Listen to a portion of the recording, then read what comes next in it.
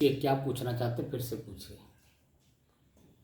साहब यहाँ पूछना चाहते हैं हम्म कि आपने बताया है हम्म कि मैं हम्म एक तत्व है। हम्म। मैं मैं एक तत्व हूँ, ये ना। हाँ, वो कौन है, कौन सा तत्व है? कौन सा तत्व है, ये ना। ये जानना चाहते हैं ना, और क्या जानना चाहते हैं? दूसरा ये है कि स्वस्वरूप भी पदार्थ है। ये कौन सा पदार्थ है? ये कौन सा पदार्थ है, ये जानना चाहते हैं ना।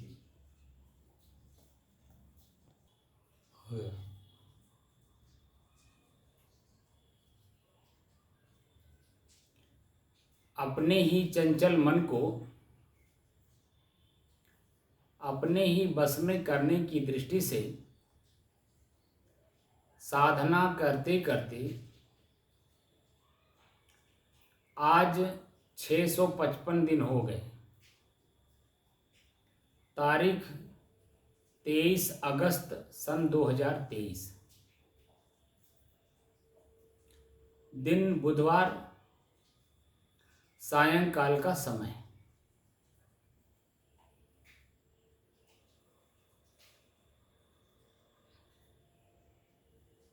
मैं ये कह रहा था कि आप दोनों जनी, वो तो अभी 18 साल भी नहीं पूरा हुए, उनका तो मन चंचल होगा ही होगा, लेकिन आप 77 साल की उम्र लेकर के आपके अंदर में अभी स्थिरता नाम की कोई चीज़ नहीं दिखाई दे रहा है। क्योंकि जब मैं बोलता हूँ तो पूरी बात नहीं पकड़ पाते हैं। उसको इसीलिए मैंने कहा था कि आप जो मैं बोलता हूँ, आप एक मोबाइल ले लीजिए, उसको बार बार सुनिए, क्योंकि जो मैं तथ्य बोलता हूँ एक एक पॉइंट पे, एक ही पॉइंट पे कई तरह घुमा घुमा के बोलता हूँ। आज लगभग 500 जो वीडियो अपलोड कर दिया हूँ। रोज़ कुछ न कुछ आपसे हमारी वार्तालाप होती है, होती कि नहीं होती है? जी होते ना जी। अभ्यास भी हम लोग करते हैं और वार्तालाप भी करते हैं। तो जी। पहले वार्तालाप, उसी को सत्संग बोलते हैं, जी। उसी को थ्योरी बोलते हैं। क्लास में हम लोग वार्तालाप, क्लास जो चर्चाएं होती हैं वो क्लास में होती है, जी। एक कमरे में मीटिंग होती है। जी। लेकिन जब हम फील्ड पे काम करते हैं, इसको प्रयोगशाला बोलते हैं, अनुभव बोलते हैं, या प्रयोग करने की जगह, उस समय में जब हम लोग प्रयोग करते हैं तो वहाँ कहाँ कोई बात होती है। बात करने के बाद जब हम लोग प्रयोग करने, यानी शांत चित्त होकर के अपने श्वास को अलग से देख करके जब देखने बैठते हैं, तो मेरा श्वास मेरे से अलग है और मैं स्वयं अपने श्वास से अलग हूँ, ये अनुभव होता है, नहीं होता है? जी। पूरी बात को सुना करिए। अभी आपको क्लियर कर देता हूँ, मैं दोबारा नहीं बोलूँगा, और मैं दोबारा 3 दिन के बाद आपसे खुद पूछूंगा कि जो प्रश्न आपने पूछा था, उस प्रश्न का जो उत्तर हमने दिया था, उस उत्तर में आपने क्या समझा। 3 दिन बाद पूछूंगा, और दोनों जनी से पूछूंगा, ऐसा नहीं खाली आप पे भर से पूछूंगा। कि मैं एक मास्टर हूँ, आपको सिखा रहा हूँ, आप हो विद्यार्थी, दोनों जनी मेरे सामने, दोनों जनी बैठे। यहाँ उम्र माने नहीं रखता है, यहाँ समझ माने रखती है। तो दोनों जनी की समझ हमें 3 दिन बाद पूछूंगा, समझ में आएगी कि इसकी समझ कितनी बड़ी। इनको भी कोई बात बोलता हूँ तो ये पता नहीं क्या सोचते हैं, अंदर से अंदर अपनी कल्पना कर लेते हैं। एक एग्जांपल आपको दे देता हूँ आज के। इनको मैंने आज नहीं, जब से आए तब से मैंने कह दिया है कि परशुराम के पास एक चाबी पड़ी है।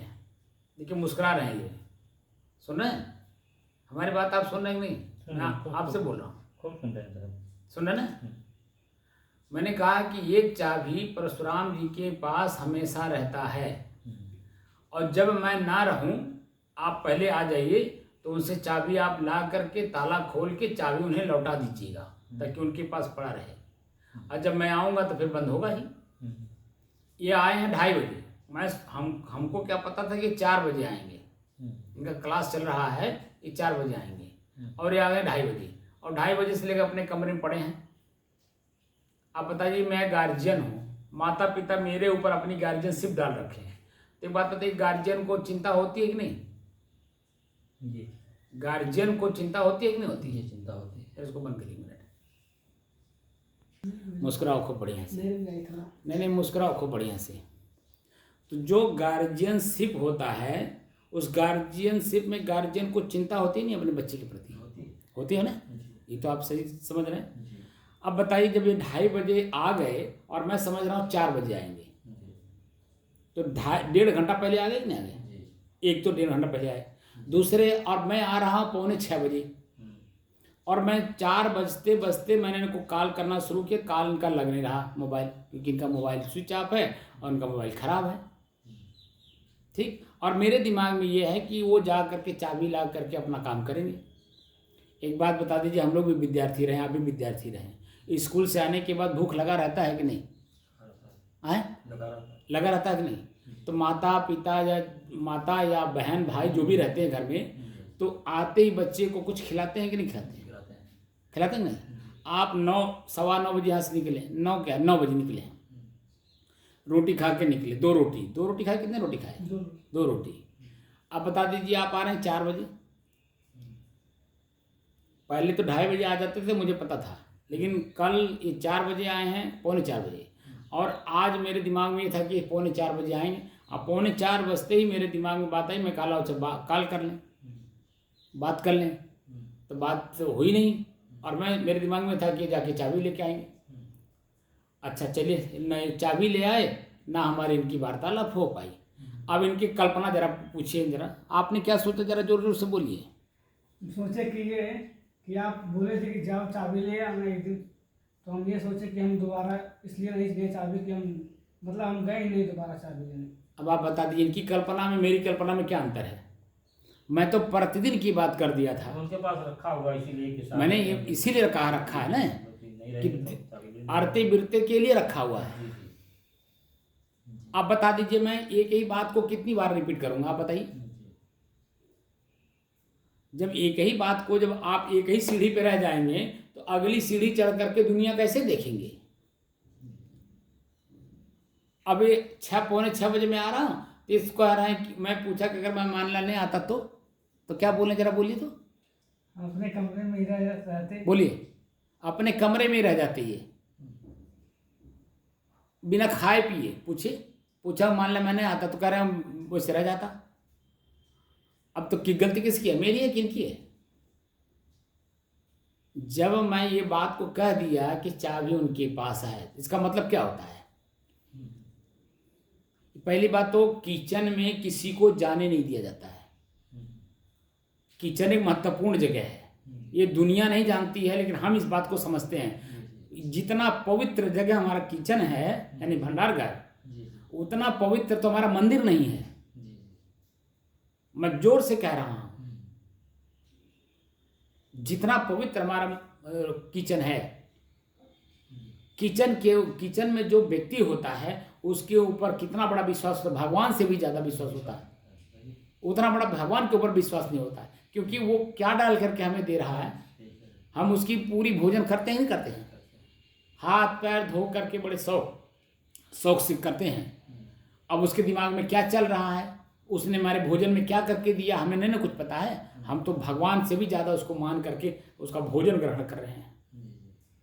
और अगर वो मेरे भोजन में कुछ डाल करके दे तो मेरी ज़िंदगी वही खतरे में है कि नहीं है, बोलिए। तो पहली बात तो किचन में नहीं जाने दिया जाता है, और किचन में अगर जाने दिया, इसका मतलब कि आपके ऊपर बहुत बड़ा विश्वास किया जा रहा है। क्या जाता नहीं किया जाता है? और वो भी हमारे संतों के भोजनालय में तो और किसी को जाने नहीं दिया जाता। आप तो वैष्णव रहे हैं, वैष्णव में देखे होंगे कि किसी को किचन वहाँ भंडार घर में जाने दिए थे? मरजाल कहा कोई घुस जाए, संत वहाँ उस एरिया में सिर्फ संत के अलावा कोई नहीं जा सकता। और संत भी जो विश्वसनीय है, जिसके बारे में जानकारी है, वही जा सकता है। कोई कितना भी बड़ा चंदन टीका लगाया, वो बड़ा महंत है, उसको किचन में नहीं जाने दिया जाता है।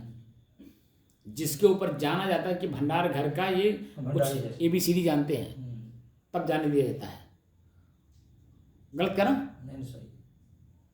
दूसरी बात आप देखिए, ये माला नहीं पहने हैं, और हमारे यहाँ कबीर पंथ में, हमारे वैष्णव पंथ में, हमारे उदासी में आप देख लीजिए, कहीं भी बिना उदासी में रुद्राक्ष हमारे वैष्णव और हमारे कबीर पंथ में तुलसी का माला बिना पहने किसी को किचन में जाने दिया था, लेकिन मैं उसका भी त्याग करके काम कर रहा हूँ। इतना बड़ा विश्वास करके काम कर रहा हूँ। ये हल्का हमारे हम ही को हल्का कर रहे हैं।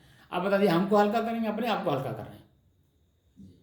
हमको तो हल्का नहीं कर सकते, मैं तो वही रहूँगा, लेकिन अपने आप में क्या सीखेंगे आप बताइए। बात हो गई नहीं हो गई? अब बता दीजिए, मेरे मन में चिंता है कि बच्चा अभी आया होगा, कुछ खाया नहीं होगा। अच्छा चलो, चाबी उसको बता दिया हूँ, चाबी लेकर के कुछ खा पिया होगा, नहीं क्या किया होगा वो तो अलग बात है। भाई सारा काम आप ही को करना है। अभी भी मैं आपको जब कहा उनको जरा देखिए आ गए हैं कि नहीं, देख के बता रहे हैं कि ताला लगा है। मैंने कहा चाबी लेके चलिए, खोलिए, मैं आ रहा हूँ। नहीं, आप तो पहले से आके बैठे हैं ना, मैंने इनसे पूछा। हम तो 5-10 पे आ गए। आप ना आ गए, इन्होंने तो देखा नहीं, तो कमरे में बंद थे। ताला बंद था। नहीं, हमारे यहाँ ताला बंद था ना, ये अपने कमरे में थे, अपने कमरे में अंदर से कुंडी बंद रखे हैं। और दूसरी बात जो है वो आप, मैंने इनसे पूछा कि जरा देख के बताओ आए हैं, तो कह रहे हैं ताला लगा है, आए नहीं है। और मैं यहाँ आके देख रहा हूँ तो आप आए हुए हैं। तो कान या तो कम खराब है, या तो आँख खराब है, या तो दोनों खराब है। इसका मतलब हमारी बात को आप वजन नहीं ले रहे हैं, तो सीखेंगे क्या बताइए। कोई भी चीज़, हम लोग भी विद्यार्थी रहे हैं, हम तो गुरु जी के पास जब आए हैं, गुरु जी एक अक्षर भी बोलते तो पहले कंफर्म करते थे हम कि गुरु जी आपने क्या कहा है। वो जो बोले मैं सुन लिया, लेकिन फिर भी कंफर्म करता था कि क्या आपने क्या कहा। तो पूरी बात वो बोलते थे दोबारा, फिर मैं उस काम को करने जाता था, पूरा काम करके आके उनको बताता था।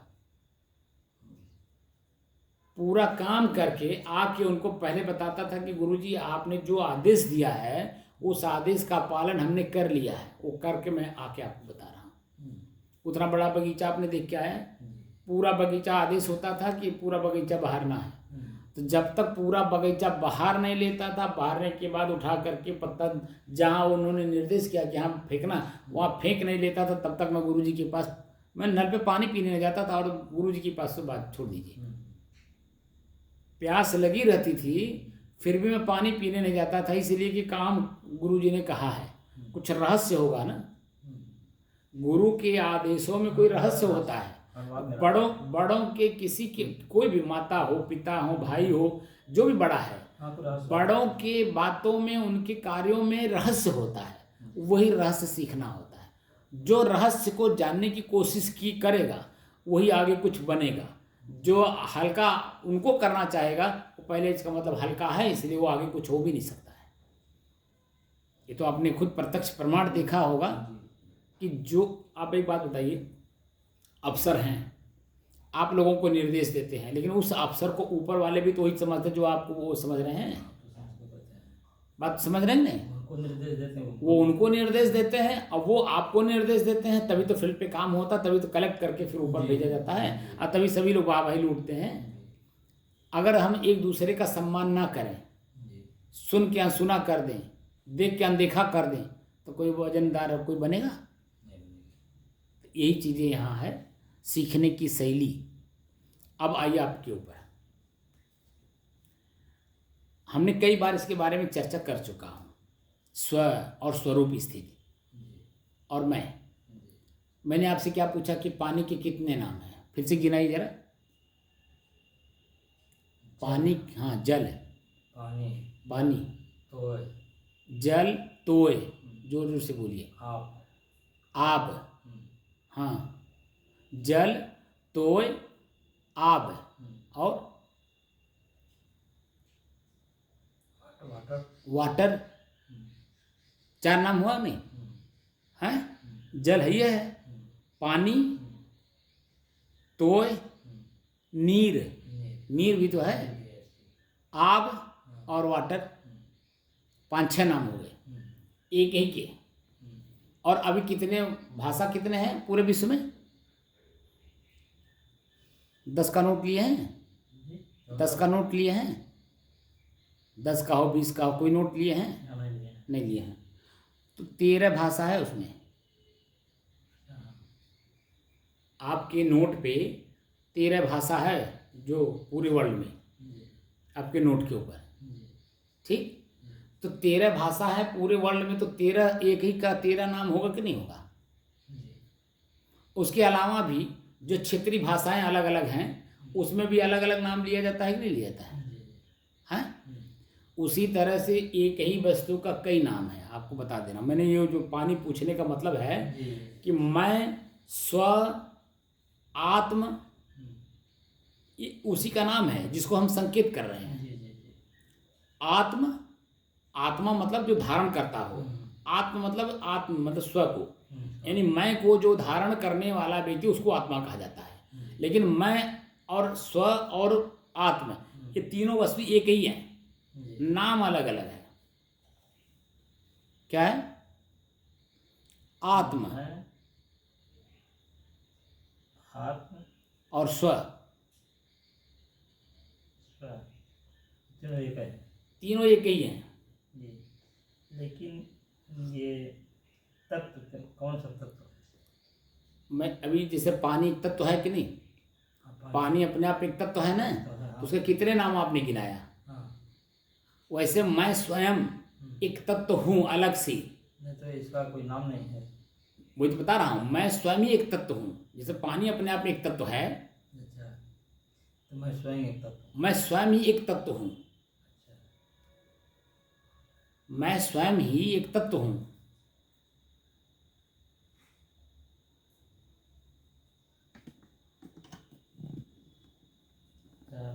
हाँ? स्वरूप ये पदार्थ है। तो स्व, स्व तो एक ही हो गया ना, स्व, आत्मा और मैं, हाँ एक हो वो तो गया। एक ही हो गया। हाँ अब आ गया रूप, हाँ रूप माने दृश्य होता है। हाँ हाँ? हाँ तो मैं स्वयं अपने आप एक दृश्य हूँ। जब मैं स्वयं अपने आप में एकदम लीन हो जाता हूँ तो वहाँ तो वो खाली आप इतना कह सकते हैं कि मैं सुख की नींद सोया। व्यवहारिक रूप में जी जब आप बिस्तर पर लेटते हैं तो क्या बोलते हैं कि मैं सुख की नींद सोया। जी क्या उसकी और व्याख्या कर पाएंगे? नहीं हाँ? नहीं। वैसे ही जब स्व स्व में स्थित हो जाता है, जब आपकी स्थिति हो जाती है वैसी, जैसे मैंने आपको एक चीज बताया था, जीव, आत्मा, परमात्मा, ब्रह्म, जी 4 चीजें बताया था। एक ही वस्तु के स्टेप स्टेप पे नाम बताया था कि नहीं बताया था। जीव क्या है? जो वासना से ग्रसित है, इच्छाओं से अंदर भरा पड़ा है, इंद्रियों के वशीभूत है, शरीर के वशीभूत है, उनके क्रियाओं में उनके क्रियाओं के वशीभूत है, उसको जीव बोलते हैं। लेकिन जो अपने दुख को, समझ गए। मेरा दुख क्या है ये समझ करके, ये खाली इतना समझ ले कि मेरा दुख क्या है और क्यों है, किस कारण से है, इतनी बात को समझना वो आत्म होता है। यानी मंथन करता कि मेरा दुख आया कहाँ से, क्योंकि मेरे में तो दुख है नहीं। मैं स्वयं शांत स्वरूप हूँ, मैं स्वयं एक पदार्थ हूँ, मेरे में दुख है ही नहीं। लेकिन आया कहाँ से, कारण ढूंढता है। तो कारण जो मन में प्रश्न जगता है उसको आत्म बोलते हैं। क्या बोलते हैं? आत्मा। वही आत्मा आगे चल करके परमात्मा होता है। परमात्मा मतलब अपने ही बुराई को, अपने ही दुख को निकाल देना।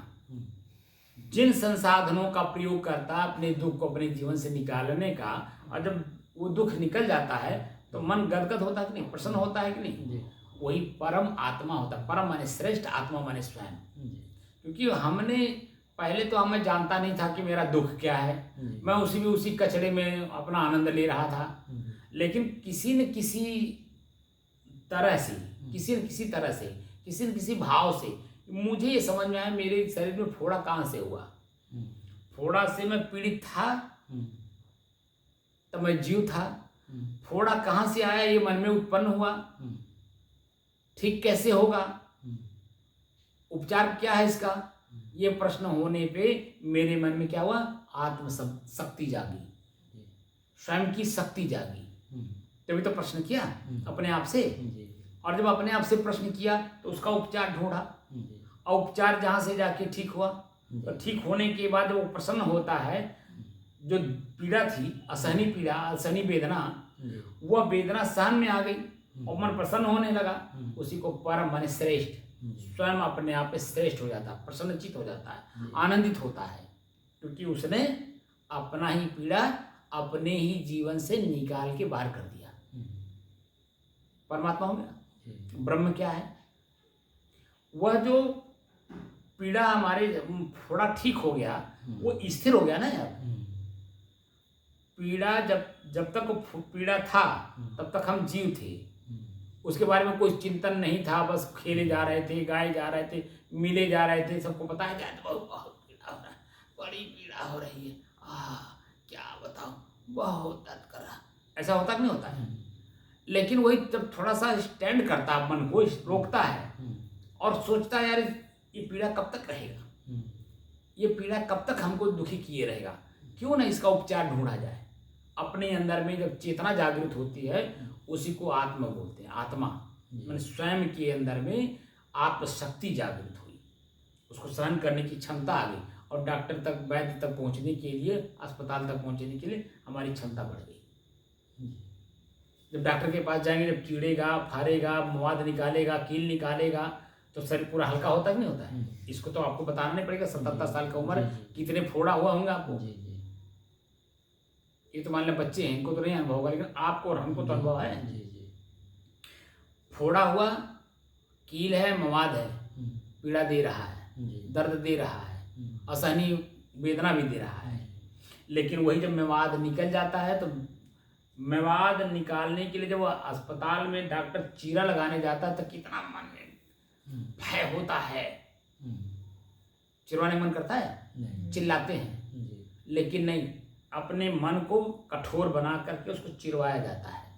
या बहुत ज़्यादा दर्द होता तो उसे शून्य डॉक्टर कर देता है, या 2-4 लोग पकड़ लेते हैं, पकड़ करके, जब बच्चे को फोड़ा होता तो माँ और भाई कोई न कोई उसको पकड़ लेता है, हाथ पैर पकड़ लेगा, चिल्लाता रहेगा, और वहाँ डॉक्टर साहब चीरा मार देंगे। और जैसे चीरा मारेंगे, हल्का सा दबाएंगे, दबाते समय दर्द होगा, लेकिन जैसे दबाए और कील और मवाद फक से बाहर निकला, देखिए पूरा फिर हल्का हो जाता है। नहीं, ये तो अनुभव है ना। हैं? जैसे ही वो निकल करके और जब उसमें मलहम पट्टी लग गई, पट्टी बांध दी गई, तो देखिए परमात्मा हो गया। लेकिन वो अस्थायी रूप से ठीक हो गया, उसको ब्रह्म बोलते हैं। अभी खाली मवाद निकला है, कील निकला है, दवा लगाई गई है, वो शरीर हल्का हो गया। जो रोते हुए गया था अस्पताल में, डॉक्टर को देख करके भी चिल्ला रहा था, उनके औजार को देख करके, उनके ब्लेड को देख करके चिल्ला रहा था, चीरने जा रहे हैं, भयभीत होता है, इंजेक्शन लगाते समय भी रोता है, वो सारी समस्याएं समाप्त हो गई, परमात्मा हो गया, और वही फोड़ा ठीक हो गया, सदैव के लिए ठीक हो गया, वही हो गया ब्रह्म।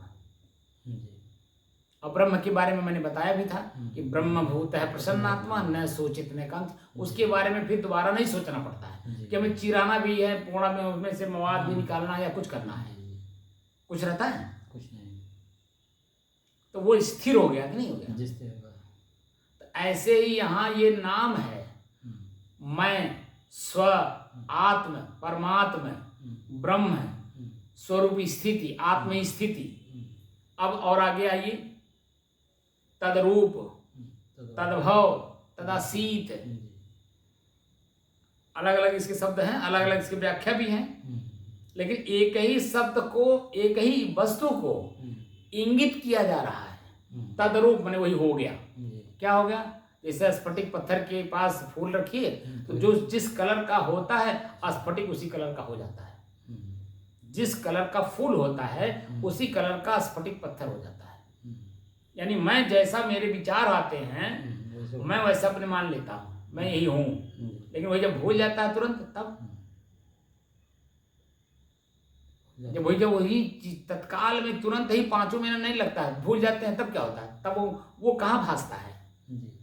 तो दूसरी चीजें जो स्मृति में आती है उसको भासने लगता है हमारे अंदर। तो मैं क्या हूँ? स्फटिक, शुद्ध स्फटिक पत्थर हूँ। तदरूप मैंने उसी के रूप में दिखाई देने लगता। तद्भव उसी की भावनाओं में बह जाता है, जी और तदासीत का मतलब वही हो जाता है। जी तो कौन सा तदासीत? मैं जो हूँ उसी रूप में अपने आप में हो जाता है। जब अभी मैं जब जैसे अभी अभ्यास करना शुरू करूँगा, अभी तो बोल रहा हूँ, अभी जैसे बोल करके बंद करूँगा और जब श्वास को देखने की बात कहूँगा, श्वास को देखने से पहले शरीर को देखने की बात करूँगा और फिर कहूँगा कि आप अपने श्वास में सवार हो जाइए। तो स्वतः श्वास चलता, आपको चलाना पड़ता है, खींचना पड़ता है, रोकना पड़ता है, कुछ नहीं करना होता है। वहाँ ना शीतली प्राणायाम हो रहा, ना भस्त्रिका प्राणायाम हो रहा, ना कोनो प्राणायाम हो रहा, स्वतः अपने आप पे चल रहा और आप उसी पे सवार हैं। जैसे ट्रेन पे आप सवार जब हो जाते हैं तो उसके बाद जब ट्रेन स्वतः चलती है, आपको थोड़ी चलाना पड़ता है कि पहिया घिस, नहीं तो स्वतः चलता है। ऐसे ही जब मैं श्वास पे सवार हो जाता हूँ तो श्वास मेरा स्वतः चलता, मुझे चलाना नहीं पड़ता है। होता नहीं होता है। और कैवल्य का मतलब क्या होता है? स्वयं अकेलेपन का एहसास। हमारी सारी इंद्रियां अपनी क्रियाओं से मुक्त हो जाती हैं और मैं स्वयं अपने इसी शरीर की क्रियाओं से मुक्त हो जाता हूं, वो कैवल्य स्थिति है। ये बातें मैं कई बार आपको बता चुका हूं कि नहीं? इसमें भी कोई बट है? नहीं ना। लेकिन ये पदार्थ मतलब नहीं बता। पदार्थ का मतलब जैसे ये पदार्थ है ना, जैसे ये पदार्थ है तो ठोस है ना अपने आप में, लेकिन ये क्या अपने आप को जानता कि मैं क्या हूं? नहीं, कुछ नहीं जानता। ऐसे ही जब आप अपने आप में आ जाते हैं तो मस्त हो जाते हैं। जैसे लकड़ी है तो पदार्थ लकड़ी है, वो तो वही तो कह रहा हूँ, लकड़ी ये पदार्थ है, ये ठोस है। ऐसे आप स्वयं अपने आप में ठोस हैं, लेकिन क्या अपने आप के ठोस पने का ज्ञान है आपको? इस पदार्थ कोई नाम नहीं है, उसका कोई नाम नहीं। मैं स्वयं ही एक पदार्थ हूँ ना। मैं क्या कहा? मैं स्वयं ही एक पदार्थ हूँ, लेकिन ये इंद्रियों में भटक रहा हूँ ना। जैसे मैंने सुबह क्या बताया था, कुंडलिनी जागरण की बात लोग करते हैं। सुबह बताया था कि नहीं? कौन कौन सी कुंडलिनी है? गीता के 15वां अध्याय के पहले श्लोक से ही मैंने आपको बताया था कि नहीं बताया था? क्या बोलते हैं वो? ऊर्ध्वमूल, मूल से ऊपर उठ। तो मूल कौन है? आपका गुदा द्वार ही तो मूल है। तो गुदा द्वार को पढ़े आप। गुदा द्वार में दुर्गंध के अलावा क्या है बताइए? बोलिए। दुर्गंध जो हमारा शरीर है, हमारा जो मूल है गुदा है। नीचे से आएंगे जब तो नीचे से हमारा क्या है? गुदा है। उसमें क्या है? मल है और दुर्गंध है। और कुछ उसमें? बोलिए। यहाँ मुंह से जो भी डालते हैं नीचे से वही निकलता है। तो क्या निकलता है? सुगंधदार निकलता है, कोई अच्छा वस्तु बन के निकलता है। तो वो नीचे क्या है? मल है। मल को अपनी आंख से देखिए, इस शरीर के अंदर में क्या है? मल मूत्र के अलावा कुछ नहीं है, दुर्गंध के अलावा कुछ है ही नहीं है। लेकिन मैं चिल्ला रहा हूं, तो गलती किसकी है? मेरी स्वयं की गलती है कि नहीं? क्योंकि मैं वस्तु स्थिति का ज्ञान नहीं रखता हूं, जिसको तत्व ज्ञान कहते हैं। तत्व ज्ञान क्या होता है? 5 तत्व हैं, पांचों तत्वों का ज्ञान अलग अलग है आपको। कभी आपने इसकी जानने की कोशिश की? मिट्टी तत्व क्या है, पानी तत्व क्या है, अग्नि तत्व क्या है, हवा तत्व क्या है, हवाई तत्व क्या है, इसके बारे में कभी जानने की कोशिश की? अब यही बताए हैं, सब यही जानकारी हुई है। ये तो अभी अलग की बात बता रहा हूँ। ये 5 तत्व, पांचों तत्व हमारे शरीर में हैं। बता दीजिए साहब। अभी यहाँ नहीं बताऊंगा, इसके बारे में बाद में बताऊंगा अभी, क्योंकि जो प्रश्न है, क्योंकि इसमें ज़्यादा टाइम अब लेने की जरूरत नहीं है। अब हम लोगों को ज़्यादा बात करने की अपेक्षा अभ्यास करने की जरूरत है। बात समझ रहे हैं? हम लोग बहुत आगे निकल चुके हैं, अभी पीछे जाने वाली बात हो गई। खैर फिर भी मैं बीच बीच में आपको बताता चलूंगा। ठीक है? 5 तत्व, जो तत्वदर्शी बोलते हैं इसको, तत्वदर्शी। तो पांचों तत्व हमारे शरीर में हैं। हमारा आँख कौन सा तत्व है? अग्नि तत्व, रूप को ग्रहण करता है, अपनी चीज को तो अपने खींचेगा। हर तत्व, जैसे हर व्यक्ति अपने ही तरफ ही तो खींचता है, ऐसे ही ये भी एक तत्व है। आंख अपनी तरफ खींचता है, अपनी जो चीजों को पाएगा उसी को खींचेगा, यानी आकर्षित होगा। कान किसका है? हवा, वायु तत्व है। तो शब्द जो ट्रांसफर होकर के आता है तो मस्तिष्क को पास भेजता कैसे है? तो वो अपना काम करता है नहीं। तो अपने अपने आप में ही तो रहेगा, तो हमें भटकाता है कि नहीं भटकाता है? शब्द सुना करके हमारे पूरे शरीर में क्रोध उत्पन्न कर देता, झनका देता पूरा शरीर, आवेश आवेग क्रोध पैदा कर देता है। तो पांचों तत्व के बारे में जानकारी जब रखेंगे, ये पांचों तत्व मेरे से अलग हैं, इनकी क्रियाएं अलग हैं, इनके भाव अलग हैं, इनके गुण धर्म स्वभाव और क्रिया। स्वभाव ना, गुण धर्म स्वभाव और क्रिया, ये पांचों तत्वों के अपने अपने अलग अलग हैं। वैसे ही मेरा स्वयं का भी तो गुण है, स्वभाव है, क्रियाएं हैं अपने आप में, हमारा धर्म भी तो है। हम कौन से धर्म में हैं? शांत धर्म। हमारा क्या है? शांत धर्म। जब जैसे मैंने कई बार बताया था आपको, पानी पानी में जब मिलता है, अगर कोई कलर नहीं है तो दिखाई देता है? नहीं दिखाई देता है। अग्नि को अग्नि में डाल दिया जाए, दिखाई देता है? मिट्टी को मिट्टी में डाल दिया जाए तो दिखाई देगा? हवा को हवा में डाल दिया जाए तो दिखाई देता है? एक हवा यहाँ नहीं है, बिना डोलाइए दिखाई देगा? ऐसे आकाश तत्व है, आकाश भी एक तत्व है स्थिर अपने आप में, क्या वो दिखाई देता है? जो कुछ दिखता है वह वस्तु नहीं दिखता है, उसमें मिलावट दिखता है। पांचों तत्वों में आपस में मिले हैं, और ये पांचों तत्व में जो मिले हैं तो दूसरे तत्व दिखाई देते हैं, जो उसका अपना तत्व है वो दिखाई नहीं देता है, वो सिर्फ आभास कराता है। हमारे शरीर में हवा है, हवा इसमें डाला जाए तो दिखाई नहीं देगा, लेकिन आभास कराता है कि नहीं? बोलिए, अब स्पर्श करता हमारे शरीर को, लेकिन आभास कराता ही नहीं कि वो हवा चल रहा है। अग्नि तत्व जब इसमें पड़ता है तो अग्नि तत्व जो है वो अपने को दिखाता है कि मैं आ गया। ऐसे जो मेरा अपना तत्व है, मैं जो स्वयं अपनी तत्व हूं, जैसे अपने तत्व में मिलता है शरीर का कोई भान ही नहीं रह जाता है। आपका तो अब तो डेली बन रहा है। अभी तो जो चर्चा कर रहे हैं हम लोग, तो हम चिंतन करके बोल रहे हैं और आप चिंतन करके सुन रहे हैं। तो इस स्थिति में तो हम उस चीज को नहीं समझ पाएंगे, इसको जब बंद करेंगे तब वो स्थिति समझ में बात आती है। ये ना डेली होता है। जब तक हम चर्चा करते हैं तब तक कोई स्थिति नहीं आती है, क्या आती है? लेकिन चर्चा हम उसी की करते हैं। जैसे क्लास में हमको लैब में जाके टेस्ट कराना है बच्चों को, तो लैब में ले जाने से पहले हमें थ्योरी में क्लास में उसको पूरा बताना पड़ता है नहीं? वही काम मैं कर रहा हूँ, आपको लिखवा भी रहा हूँ, पढ़वा भी रहा हूँ और बोल भी रहा हूँ, और उसी का मैं अनुभव भी करा रहा हूँ। प्रैक्टिकल मतलब अनुभव, अंग्रेजी में प्रैक्टिकल, हिंदी में प्रयोग करने के बाद अनुभव। तो प्रयोग करा रहा हूँ नहीं करा रहा हूँ? प्रज्ञा उसी को बोलते हैं, प्रैक्टिकल को प्रज्ञा बोलते हैं। प्रज्ञा माने प्रयोग करने के बाद जो ज्ञान होता है उसे प्रज्ञा बोलते हैं। एक ज्ञान होता है, एक प्रज्ञा होता है। ज्ञान का मतलब थ्योरी, अंग्रेजी में थ्योरी बोलते हैं। खाली जानकारी मिल गया, चाहे वो सुन करके मिला हो, चाहे पढ़ करके मिला हो, चाहे देख करके मिला हो, चाहे किसी के द्वारा बताया गया हो, वो जानकारी हो गई, उसको बोलते हैं ज्ञान। लेकिन उसी जानकारी को जब हम प्रयोग करते हैं और प्रयोग करके अपने मन के अनुकूल जो मैं चाहता हूँ उस अनुकूल जब उसे प्राप्त कर लेता हूँ तब उसे प्रज्ञा बोलते हैं। हर शब्दों का अपना एक डिफिनेशन अलग है, भले थोड़ा ही डिफरेंस हो, माने अलग हो, लेकिन है अलग हर शब्द को जो, क्योंकि हम लोग बहुत सारे शब्द एक ही में बोलने लगते हैं, इसलिए खिचड़ी हो जाता, सुनने वाला कंफ्यूज हो जाता है, संशय पड़ जाता है, ये बोल क्या रहे हैं।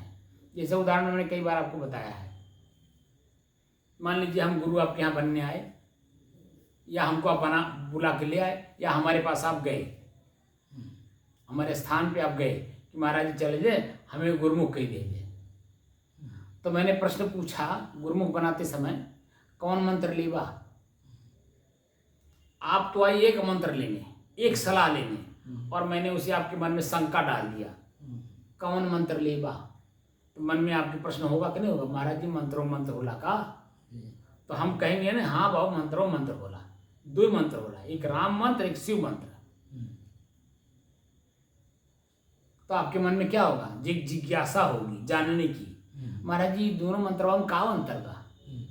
तो हम बताएंगे ना, शिव मंत्र अगर आप लेंगे तो दारू पी सकते हैं, गांजा पी सकते हैं, मीट मांस मछली खा सकते हैं, कहीं बैठ सकते हैं, कहीं जा सकते हैं, कुछ भी कर सकते हैं। लेकिन राम मंत्र लेने से आप वैष्णव हो जाएंगे तो आप कहीं बैठ नहीं सकते, कुछ भी खा नहीं सकते, बिना नहाए आप कोई काम नहीं कर सकते। अब तरह तरह का उसमें नियम बताने लगे।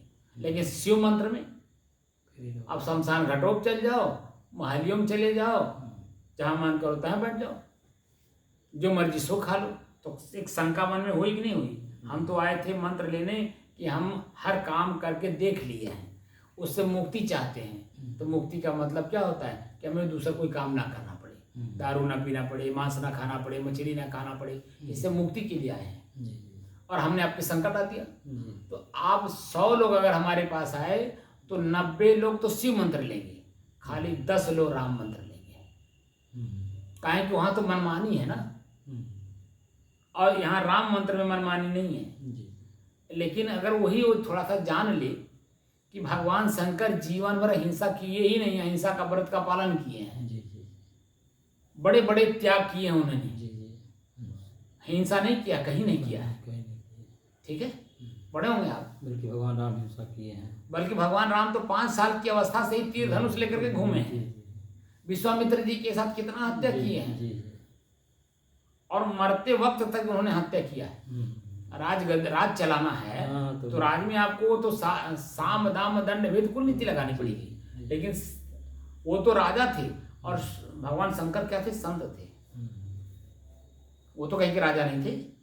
राज्य तो उन्होंने बनवाया विश्वकर्मा से, लंका को, सोने की लंका बनवाई उन्होंने अपने लिए। लेकिन रावण जो है जब आया पूजा करवाने, गृह प्रवेश करवाने, उसको आ गई लालच। तो उन्होंने कहा भाई हमारा ये काम कर देना, और काम करने के एवज में जो तुमको इच्छा होगी मांग लेना। काम करवा दिया। काम करवाने के बाद कहा कि महाराज हमारी इच्छा है। कहीं क्या? कहीं सोने का लंका ही मैं चाहता हूँ। तो रावण को दे दिए कि नहीं दे दिए? कितना बड़ा त्याग है। और त्यागी व्यक्ति को कह रहे हैं उनका मंत्र ले लीजिए, यानी उनका नाम लीजिए तो आप मीट खा सकते हैं, मछली खा सकते हैं, दारू पी सकते हैं, कुछ भी कर सकते हैं। कितना बड़ा आडंबर है। तो समाज जो भटक रहा है वो इसी नाते, क्योंकि मैं स्वयं भटका हुआ हूँ, यानी मैं अपने जीव के स्वाद में भटका हूँ। तो मैं स्वयं सुरती खा रहा हूँ, तो आपको सुरती छोड़ने वाला ज्ञान सिखाऊंगा क्या? आपको तो घुमाऊंगा खाली, घुमा करके कि ताकि ये भी खाएं। भले आज आप नहीं खा रहे हैं, लेकिन घुमाऊंगा। और जब आप खाना शुरू करेंगे तो हमारा लाकर पूरा करेंगे नहीं कि गुरुओं जी खाद पता चला अच्छा कौन बात इकट्ठे बन जाए। लेकिन जब गुरु जी नहीं खाएंगे तब क्या होगा? तो आप खाते भी रहेंगे तो छुड़वा देगा, और कहेगा भाई मंत्र तभी दूंगा कि अपने उस चीज को छोड़ के आओ पहले। हम लोग जो मंत्र किसी को देते हैं, ठीक है, तो सीधे सीधे स्व का मंत्र देते हैं। मंत्र मतलब सलाह होता है, स्वयं के परिचय का ज्ञान देते हैं। स्वयं का परिचय कैसे करेंगे? हमारे 3 साखियां हम लोग कबीर बीजक से देते हैं मंत्र के रूप में। सकलो दुर्मति दूर करो। पहले जितनी भी दुर्बुद्धि है आपके अंदर में, सकलो दुर्मति, दुर्बुद्धि, चिंतन, जितने भी आपके कष्टदायक है, आपके स्वयं के लिए कष्टदायक है, आपके परिवार के लिए कष्टदायक है, आपके समाज के लिए कष्टदायक है, उन सारी चीजों को त्याग करके आओ। सकलो दुर्मति दूर करो, अच्छा जन्म बनाओ। काग गवन गति छाणी के हंस गवन चले। काग का चाल चलन क्या है? चतुराई। कौवे चालाक कोई है? कौन पक्षी? कोई नहीं। तो कह रहे काग गवन, गवन माने उसकी चाल, कौवे की चाल जो आपके अंदर में हो, चालाकी, चतुराई, बुद्धिमत्ता, उसको पहले तो त्याग कर दो। हंस गवन चलिए। हंस का क्या गवन है? कौन सी गति है? एक गति है, आराम से एक बात को लेकर के जहां वो लक्ष्य बनाता है तो आराम से चलता है, एक चाल से चलता है आराम से। लेकिन कौवा कभी दाएं, कभी बाएं, कभी ऊपर, कभी नीचे, कभी तिरछा, कभी चलता नहीं चलता है। लेकिन थोड़ा देर में जाके थक जाता है। और हंस अपने जहां शुरू करता है वहां से लेकर के अपने मंजिल तक जहां उसको जाना है आराम से चलता है। समझ नहीं? उसमें कोई चालाकी चतुराई नहीं करता है, बस वो चलता है तो चल रहा है, चल रहा है। लेकिन कौवा कभी दाएं जाएगा, कभी बाएं जाएगा, कभी एक उदाहरण मैंने आपको दिया था नहीं, कौवा और हंस में तर्क वितर्क हो गया। तो हंस तो तर्क वितर्क करता नहीं है, और कौवा किया क्यों? क्योंकि वह जब मैं किसी सेठ के यहाँ जूठा खा खा करके बड़ा ताकतवर हो गया था। किसी सेठ के घर पल करके उसने जूठा खा खा करके ताकतवर हो गया। तो हंस को जब देखा तो उसको कहा कि तुम क्या हमारे बराबरी कर सकते हो? तो हंस ने कहा हाँ बात तो सही, हम आपकी बराबरी क्या कर सकते हैं भाई, आप तो किसी की खा रहे हो ना, अपनी तो नहीं खा रहे हो ना, और वो भी किसी का खा रहे हो, वो भी जूठा खा रहे हो, तो तुम्हारी हमारी क्या बराबरी है? हमारी तुम्हारी कोई बराबरी है? तो हंस तो उसको पीछे छोड़ना चाहता है, लेकिन वो जैसे जो तार्किक लोग हैं, आप कितनों शांत रहना चाहिए, लेकिन वो देखिए आपको कुछ न कुछ दिमाग में डालेगा। कोई कौवा की चालाकी है नहीं कि जब आप शांत चित्त बैठे तो हम भी शांत चित्त बैठे हैं, कुछ न कुछ दिमाग में डालेगा और कहीं न कहीं आपको लपेटने की कोशिश करता है। एक एक शब्द ऐसा बोल देगा कि आपको बोलना पड़ जाएगा। तो उसी में तो हंस से कहा कि जब मैं चाहता हूँ कि समुद्र उस पार जो है चलना है और हमसे रेस लगाइए, समुद्र के उस पार चलना है। तो हंस ने कहा भैया हमार कौन तो हार रेस लगोले काम बा, अरे तू अपन काम कर, हम अपन काम करें। लेकिन वो माना नहीं, दोनों जनी में हम डिट्टो हो गया, चलो भाई चलते हैं। तो हंस इस पार से, समुद्र के इस पार से जहाँ शुरू किया, अब वो अपना एक उड़ान लेकर के चला। तो जैसे एक उड़ान लेकर के चलना शुरू किया, तैसे कौवा ने कहा ये कौन सी चाल है? कहा भैया हमारी एक का चलिए है, हमारे पास 100 चाल नहीं, एक ही चाल है, आराम से चलना। तो उसने कहा मेरे पास तो 100 चाल है, अब मैं जल्दी से जल्दी पहुंच जाऊंगा। कहा भैया कोई बात नहीं, आप पहले पहुंच जाइए, जो कुछ वहाँ हो तो पहले ही खा लो, पी लो, सब तंदुरुस्त हो जाओ, संतुष्ट हो जाओ, वहाँ शांति से बैठो, मैं आराम से आऊँगा, कोई बात नहीं। अब ये जानवर कभी दाएं जाए, कभी बाएं जाए, कभी ऊपर जाए, कभी नीचे आवे, कभी तिरछा चले, कभी दाहिने तिरछा चले, कभी बाएं तिरछा चले। ऐसे करते करते उसका अपना जितना कला था सब दिखा दिया। और अभी ज़्यादा से ज़्यादा समुद्र के माने 100% समुद्र है, तो 5% अभी आगे नहीं बढ़ पाया। 5% अभी समुद्र में अभी आगे नहीं बढ़ पाया। 5% का मतलब कितना किलोमीटर हुआ? मान लीजिए 100 किलोमीटर का है समुद्र, तब 5% कितना होगा? 20 किलोमीटर हुआ। 20 किलोमीटर कहाँ होगा महाराज? 5% कह रहा हूँ आप, और 100 किलोमीटर का मतलब 100% हो गया। 5 किलोमीटर कितना होगा? 5% होगा। तो 5% आगे बढ़ा, 5 किलोमीटर जाने का मतलब कितनी दूरी हुई?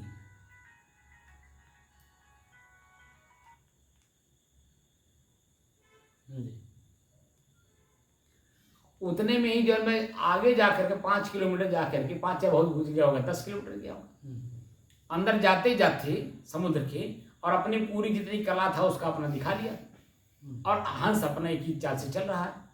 वहाँ जाकर के जब लगा गोता खाने, तो हंस ने पूछा भाई ये कौन सी चाल है? तो अंदर से आवाज आता रहे हमें बचाओ, नहीं तो मैं तो डूब के मरा यहीं में। तो हंस ने कहा यही इसीलिए हमें ले आए थे।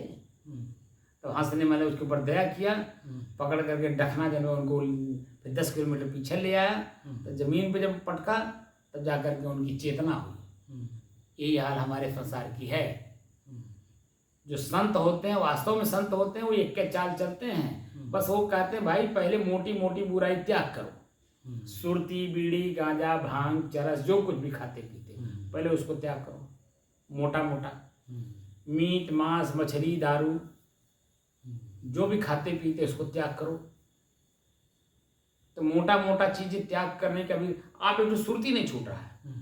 मैं आम पब्लिक के बीच में इसीलिए नहीं बैठ पाता क्योंकि वो हमें सब कुछ देना चाहता है। जैसे इनके गांव में जाता हूँ, इनको तो शायद नहीं पता होगा, इन्होंने नहीं देखा है। उस गांव के लोग हमें बहुत कुछ देना चाहते हैं, लेकिन मैं लेके क्या करूँगा? मेरी एक बात कोई नहीं मानता है। जैसे ये भी उसी गांव के हैं, इन्हीं के गांव के लोग नहीं बात कर रहा हूँ, एक बात मेरी नहीं मानेंगे। वो मेरे सामने ही जानवर ठोक के खाएंगे और कहता तुम छोड़ दो, अरे साहब ये ठुत बा हमें जियो ले बा भाई, तो वह जियो ले बा तो हमारे लगे बैठे, तो है कौन काम बा भाई। जो आपको जिलाए, ठीक है, जो आपका परवरिश करे, वही महत्वपूर्ण होता है ना। तो फिर दूसरे के पास बैठने से क्या मतलब है? इसका मतलब है आप दूसरे को उल्लू बना रहे। सीधी सीधी साफ बात है नहीं। हमारे पास बैठोगे एकदम शुद्ध हंस की तरह रहोगे। हंस का जो ऊपर का फोकस है, माने जो कलर है, अंग्रेजी में कलर कहते हैं ना, रंग, वो व्हाइट होता है और हंस का भी व्हाइट होता है। ऊपर से देखने दोनों एक ही जैसा लगते हैं। कबीर साहब ने कहा है, हाँ जाना कुल हंस हो। क्या कहा? हाँ जाना कुल हंस हो, ताते कीन्हो संग। हाँ जाना कुल हंस हो, ताते कीन्हो संग। जो जानत बगो बावरा, तो छुए न देते हो अंग। अगर मैं ये जानता तुम बगुला हो, मछली कह रही है, क्योंकि ये टांग से खड़ा रहता है, ऐसे एकदम बिल्कुल ऐसे खड़ा रहता है, और मछली बेचारी वो रेंगते रेंगते रेंगते उसको देखती, एक पैर पे खड़ा, कुछ साधु महात्मा है, बड़ा महात्मा है, आती है बेचारी पैर छूने, तब तक पता चला कि टप से उसके अपने ठोड़ में निकाल लेता है।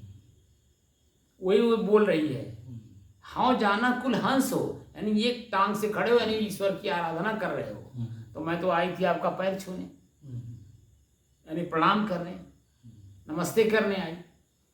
हाँ जाना कुल हंस हो, ताते कीन्हो संग, यानी पास में आई। जो जानत बग बावरा, तो छुए नहीं देते, यानी दूर से तुम दिखाई नहीं पड़ते हमको तुम देख ही नहीं पाते मैं कहाँ हूँ, क्योंकि मैं तो था पानी में रहती हूँ। लेकिन तुमको देखी कि कोई देवता भजन कर रहे हैं, चलो उनका पैर छुआते हैं, नमस्ते करे आते हैं।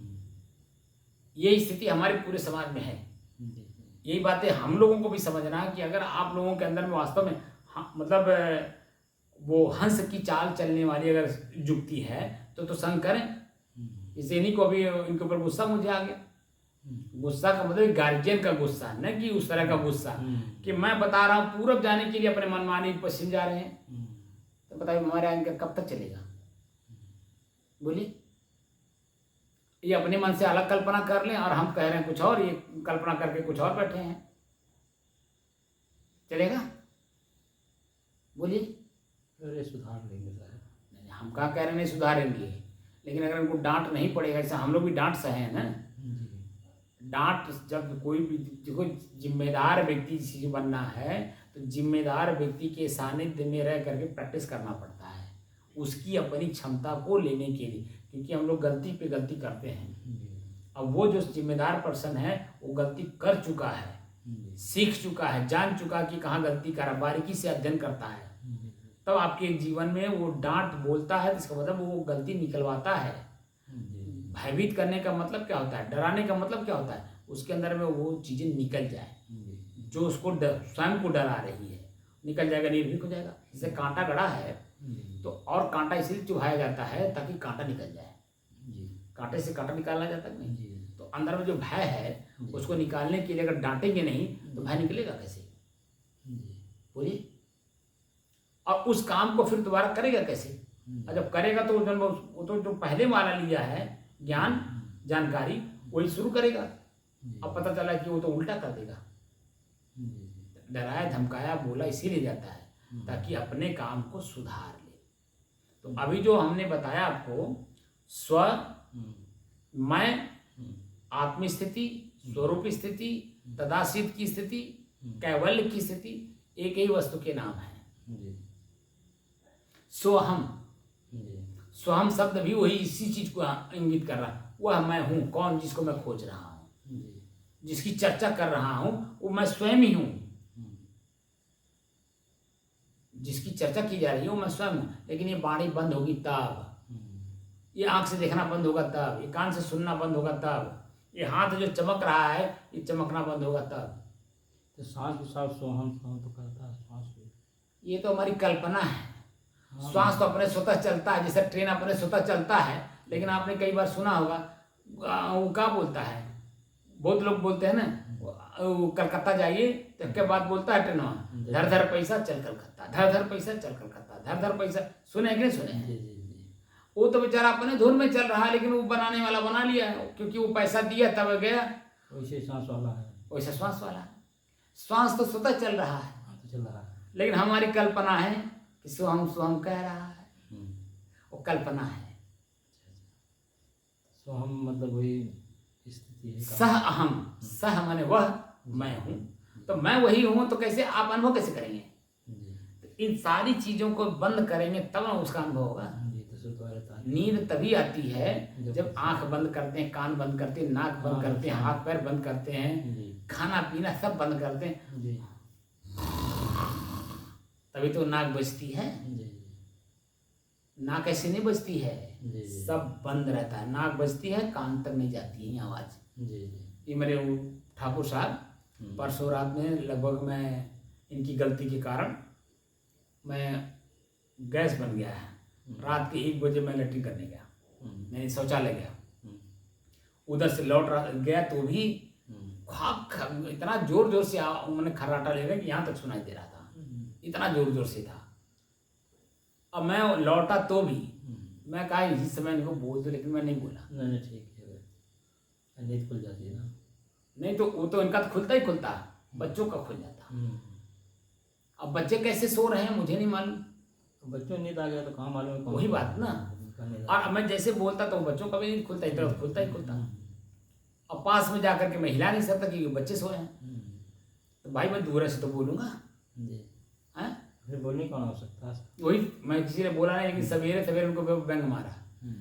उनके बेटी को काम, प्रांजल तुम्हारी नाक यार बहुत तेज बजती है, तुमको पता भी चलता है। तो बेचारे शर्मिंदा क्या बोले, क्योंकि उसका नाक बजता ही नहीं है, बजता तो इनका स्वयं का है, करें का। तो कहने का तात्पर्य ये है कि जब हम अपने स्वतः में चले जाते हैं, वहाँ इंद्रिय काम नहीं करती, कोई पांचों तत्व जो हम प्रकृति के हैं काम नहीं करते हैं। मैं तक पहुँचने में इनका कोई योगदान है, मैं तो स्वयं में ही हूँ, बस इनको खाली बंद करना है, इनकी क्रियाओं को बंद करना है, इनमें चलाना नहीं, चलेंगे भटकेंगे, बस जहाँ हो वहीं स्थिर हो जाओ। जैसे दलदल की बात की जाती है, दलदल में क्या होता है, आप जितना हाथ पैर मारेंगे उतना नीचे जाएंगे, लेकिन आप वहाँ का नियम क्या है कि आप हाथ पैर बिल्कुल मत मारो, कम से कम जहाँ हो वहीं स्थिर रहोगे। किसी की तो नजर पड़ेगी, कभी तो नजर पड़ेगी, हिलेंगे तो नीचे जाएंगे। वही हाथ पैर मारने का मतलब ये, जैसे ही आप कुछ किए नीचे दबते चले जाएंगे। इसलिए उसका एक का नियम है कि जहाँ हो, जैसे हो, जिस रूप में वैसे आप वहीं पे स्थिर रहो, कुछ भी मत करो। यही हमारी स्थिति है। आँख को बंद कर दीजिए, आप बिल्कुल वहीं पे आ जाइए। अब बंद करिए आँख को, सब बंद करिए।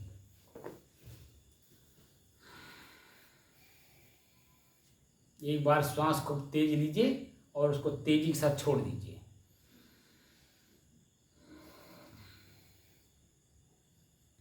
आप बिल्कुल सामान्य बना लीजिए।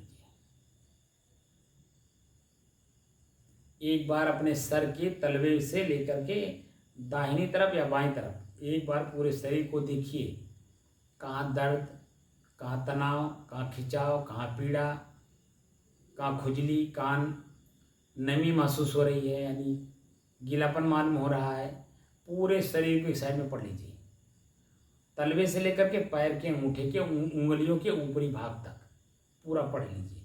तो जहाँ आपको देखिए सुख का अनुभव, आनंद का अनुभव, ठीक है, जहाँ हो रहा होगा वहाँ मन आपका नहीं जाएगा, लेकिन जहाँ दर्द हो रहा होगा वहाँ आपका मन बार बार जाएगा।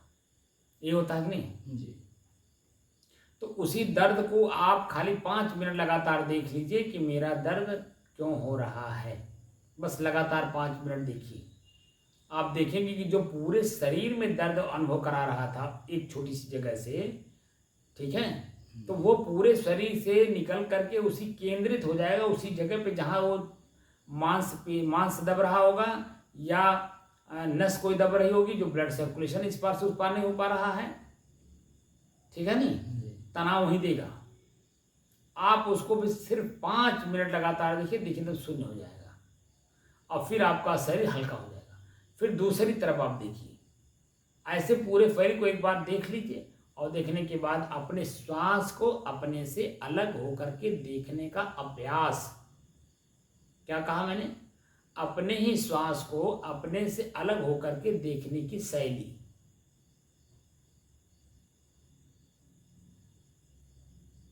एक बार हो गया, अपने श्वास को देख लिया अपने से अलग होकर, फिर दूसरी बार आप उसी श्वास पे सवार हो जाओ, बस, और कुछ नहीं करना।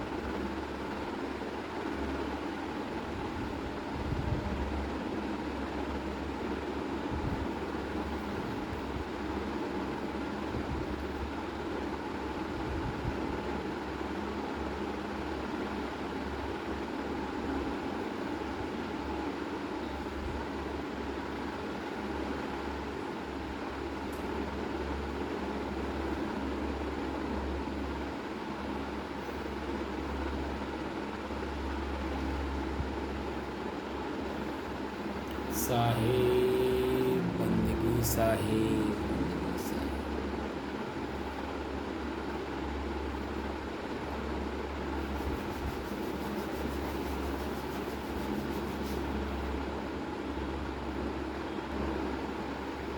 क्या समझ में आया? वो जितनी देर बोले उतनी देर आंखें खुली थी, आंखों में जो नसें हैं वो तनाव थी कि नहीं? हैं? कान खड़ा था कि नहीं? मस्तिष्क खड़ा था कि नहीं? सारी नसें खड़ी थी कि नहीं? अब जैसे स्व में सुबह मैंने क्या बताया, कल बताया था, आँख अपने स्व में स्थित हो गया, कान अपने स्व में स्थित हो गया, मन अपने स्व में स्थित हो गया। अब जब ये सारे लोगों को जब मैं अपने स्व में स्थित कर ले जाता हूँ, तब जब मैं अपने आप में जाता हूँ, तब ये कोई व्यवधान डालते हैं? कोई दर्द महसूस होता है? कोई पीड़ा महसूस होती है? वो समय में सिर्फ देखिए अपने आप में सब लोग स्थित हैं, सब एकदम आनंदित हैं। ये नहीं बताता हूँ तो स्व में स्थित हो गया कि नहीं? मैं में चला गया, स्व में हो गया, आत्मस्थिति हो गया, उसी का नाम आत्म स्थिति हो गई। उसी को स्व पे स्थित कह लीजिए, वही तदासीत कह लीजिए, वही केवल अवस्था कह लीजिए। केवल अकेलापन का एहसास होता है, वहाँ कोई नहीं रहता है, न आँख रहती है, न कान रहता है, न जीभ रहता है, न हाथ रहता है, न पैर, किसी चीज़ का ज्ञान होता है? स्वतः स्वयं का ज्ञान होता है। इसी को कहते हैं स्वरूप स्थित, सामने है। इसी को मोक्ष भी कहते हैं। मोह का क्षय हो जाता है, आँख से कोई आकर्षण नहीं, कान से कोई आकर्षण नहीं, सब क्षरण हो गया कि नहीं हो गया? क्षरण मतलब नाश हो गया, तब तो अपने आप में आप गए। अगर आप किसी चीज़ में आसक्त होते तो स्व में नहीं जाते, स्व में नहीं स्थित होता। इसीलिए कबीर साहब की वाणी मैंने बताया था कि उन्होंने कहा है कि जियत न तरे मुँह का तरिहो, जियत ही जो न तरे। जो जिंदा रहते नहीं तर गया अपने इंद्रियों से, अपने मन से, और अपने आप में स्थित नहीं हुआ, वो मरने के बाद कहाँ जाएगा? वो तो जो इसका बोझा लादा हुआ है, इन्हीं के बोझे के तले जन्म जा करके 84 लाख दुनिया में चला जाए। साहिब